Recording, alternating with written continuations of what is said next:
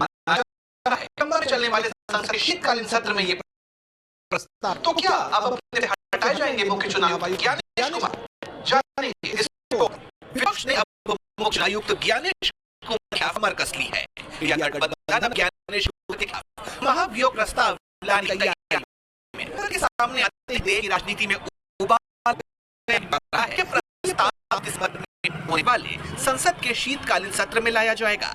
इसे लेकर अब तैयारियां तेज हो गई हैं और गठबंधन के अंदर विचार विमर्श भी शुरू हो गया है, क्योंकि विपक्ष लंबे वक्त से शिकायत कर रहा है कि उसे चुनावी प्रक्रियाओं, ईवीएम की विश्वसनीयता, गलत वोटर लिस्ट और एसआईआर से जुड़े बुनियादी सवालों के जवाब लंबे वक्त से नहीं मिल रहे हैं।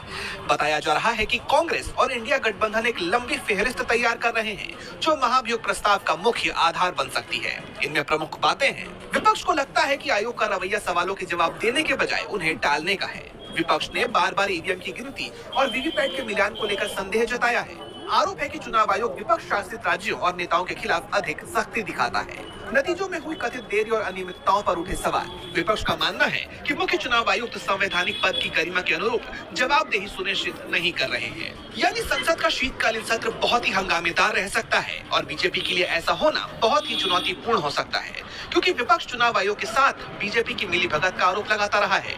हरियाणा, महाराष्ट्र, लोकसभा चुनाव, बिहार चुनाव सहित तमाम चुनावों में धांधली के आरोप लगते रहे। यानी संसद का शीतकालीन सत्र बहुत ही हंगामेदार रह सकता है और बीजेपी के लिए ऐसा होना बहुत ही चुनौतीपूर्ण हो सकता है, क्योंकि विपक्ष चुनाव आयोग के साथ बीजेपी की मिलीभगत का आरोप लगाता रहा है। हरियाणा, महाराष्ट्र, लोकसभा चुनाव, बिहार चुनाव सहित तमाम चुनावों में धांधली के आरोप लगते ही रहे हैं। खुद राहुल गांधी ने 3 दिन प्रेस कॉन्फ्रेंस कर वोट चोरी के तमाम सबूत पेश कर चुनाव आयोग को सीधे निशाने पर लेने का काम किया। इसके बावजूद चुनाव आयोग की तरफ से कोई ठोस सफाई सामने नहीं आई।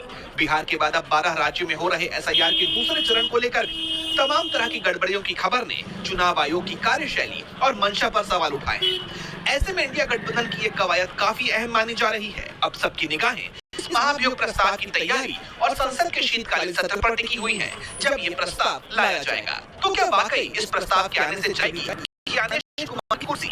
तो आने वाले वक्त में ही पता चल पाएगा। डीवी लाइव की रिपोर्ट। हमारे चैनल से जुड़े